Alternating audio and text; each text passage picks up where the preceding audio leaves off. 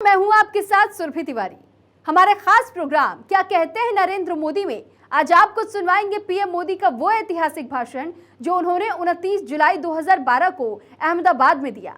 मोदी जी ने कहा कि जो लोग जीवन में ऊंचाइयों को प्राप्त करते हैं उनके लिए सम्मान बहुत बड़ी चीज नहीं होती और राष्ट्रपति भवन में मिले पदक का आनंद और अपनों के बीच मिले हुए सम्मान का आनंद अलग ही होता है।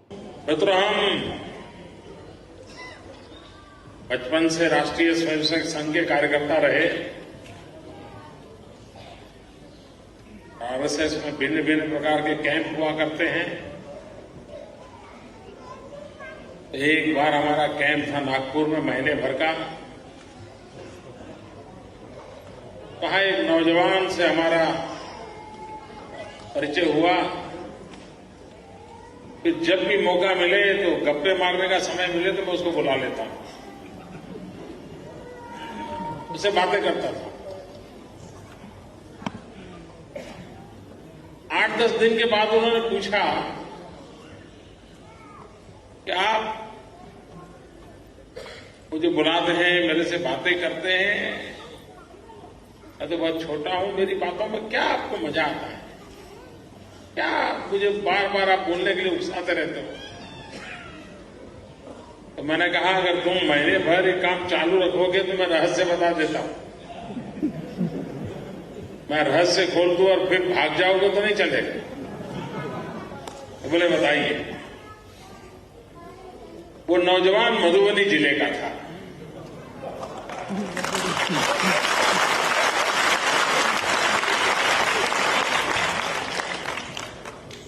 और मैंने अपने जीवन में इतनी मधुर भाषा पहले कभी सुनी नहीं।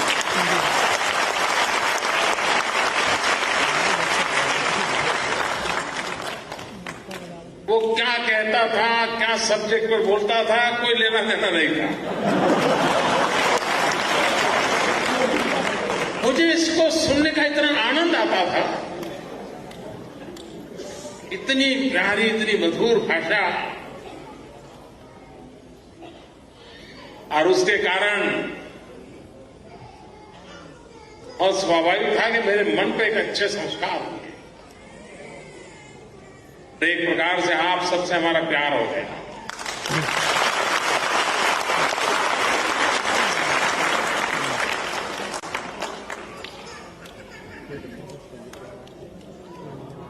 जो मूल बिहार के हैं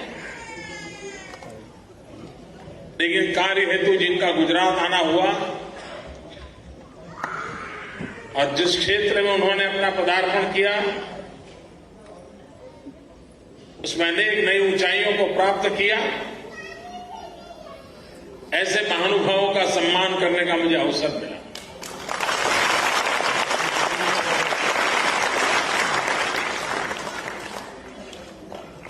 मित्रों, जो लोग जीवन में ऊंचाइयों को प्राप्त करते हैं उनके लिए सम्मान बहुत बड़ी चीज नहीं होती। ये सहज होता है उनके जीवन में। कभी यहां तो कभी वहां, कभी न कभी तो सम्मान होता रहता है। लेकिन सम्मान में भी बहुत फर्क होता है।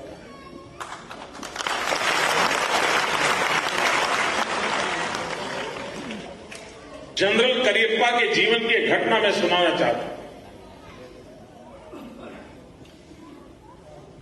जनरल करियप्पा का दुनिया में बहुत बड़ा नाम था। सेनाध्यक्ष के रूप में एक बहुत ही प्रतिष्ठा पाई थी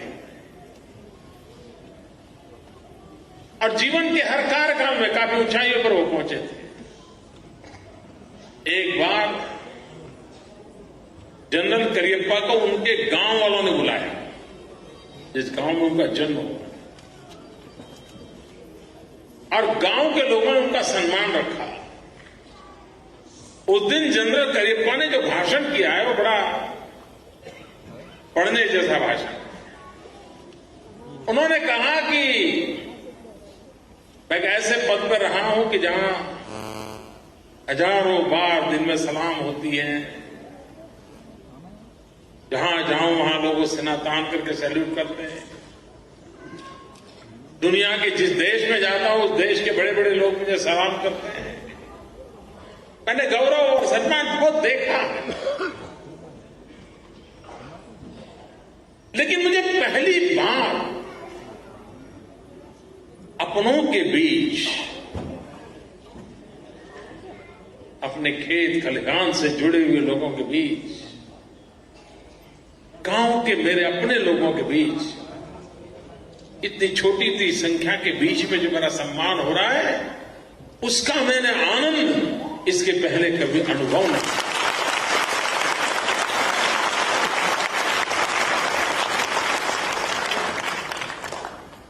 मैं तो राष्ट्रपति भवन में मिले हुए पदक का आनंद और अपनों के बीच मिले हुए सम्मान का आनंद बहुत अलग है।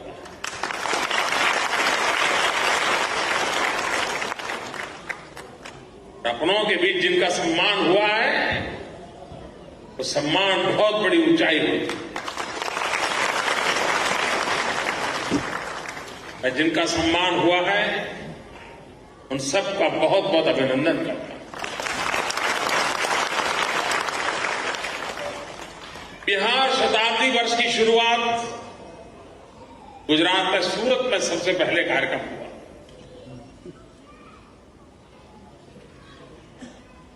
बिहार से कई महानुभाव उसमें आए थे।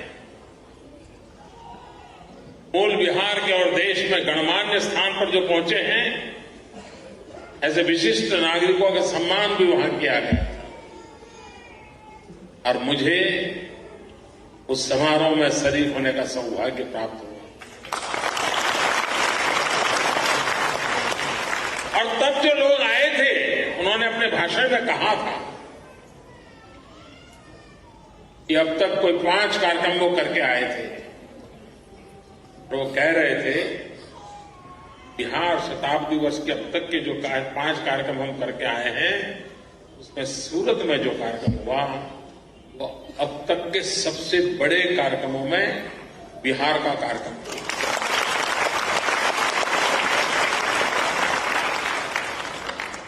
एक समय था कि कलकत्ता में सबसे ज्यादा जनसंख्या बिहार की होती थी।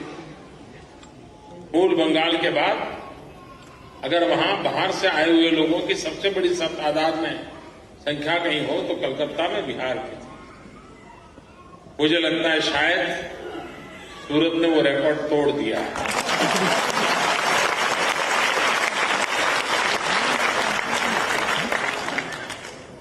आज सबसे ज्यादा बिहार के लोग किसी एक शहर में शायद रहते हो, संभव है वो सूरत होगा।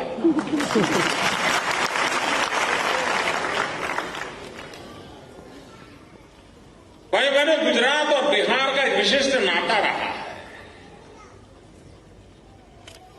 शायद बहुत कम लोगों को मालूम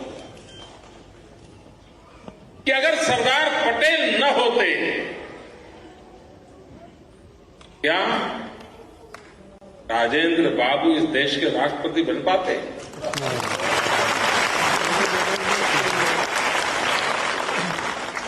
ये इतिहास का वो पृष्ठ है जिसको इन दिनों तो कोई उजागर करने का साहस नहीं करता है। पंडित नेहरू की पसंद कुछ और थी, सरदार साहब की पसंद डॉक्टर राजेंद्र प्रसाद थी।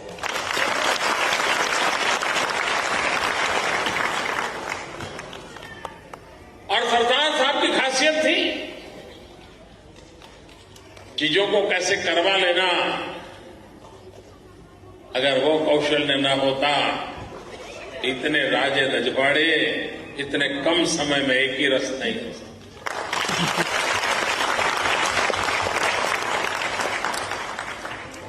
जिन लोगों ने राजेंद्र बाबू की जीवनी पढ़ी होगी, उन्हें पता होगा इसकी प्रस्तावना सरदार वल्लभ भाई पटेल ने लिखी।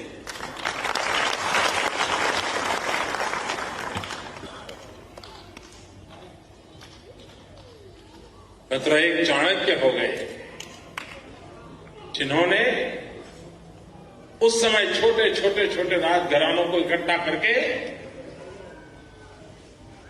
एक सम्मान का संघर्ष, स्वतंत्रता का संघर्ष लड़ा था सदियों पहले के।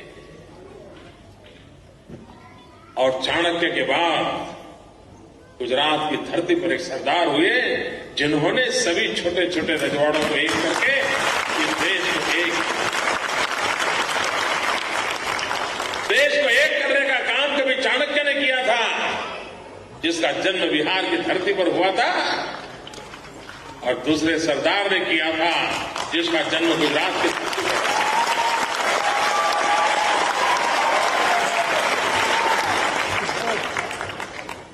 मतलब बिहार की पहचान नालंदा विश्वविद्यालय से थी।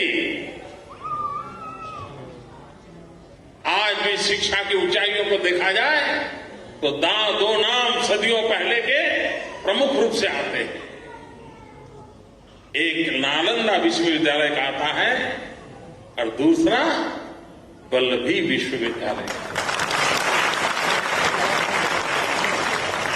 एक ही समय काल था, एक पूरब में था तो दूसरा पश्चिम में था, एक बिहार में था तो दूसरा गुजरात था।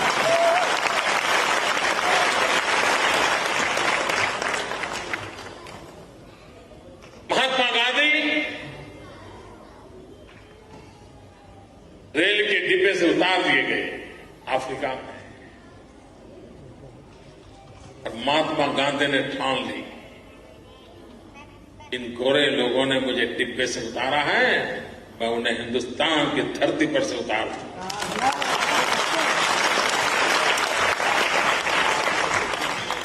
वो भारत लौटे, लेकिन उनकी पहली प्रेजेंस आजादी के आंदोलन की उनकी शैली, आजादी की तरफ देखने का उनका दृष्टिकोण, उनकी कार्यशैली, महात्मा गांधी को देश ने पहली बार पहचाना बिहार के चंपारण की धरती पर पहचाना। वो चंपारण का सत्याग्रह था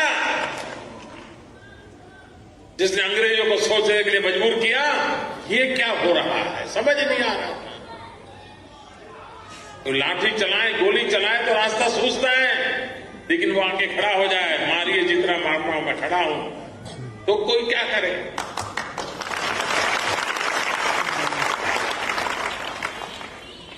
गांधी ने देश को एक नई दिशा दी थी, वो भूमि थी Champaran. The making of a prime minister. मुश्किलों का अंबार है, वही तो मेरे हौसलों की मीनार है। हिंदुस्तान में दो प्रधान, दो निशान नहीं चलेंगे। अगर इतनी ताकत ये पाकिस्तान के खिलाफ लगा दे तो आतंकवाद आजाद हो गया। हम चुनौतियों से टकरा रहे हैं। सर्जिकल स्ट्राइक और एयर स्ट्राइक करके नए भारत के सामर्थ्य का संदेश भी दे दिया है। तुम उठो, तिरंगा लहरा दो। जननायक नरेंद्र मोदी के 20 वर्ष पुराने भाषणों पर आधारित एक बेहद लोकप्रिय कार्यक्रम क्या कहते हैं नरेंद्र मोदी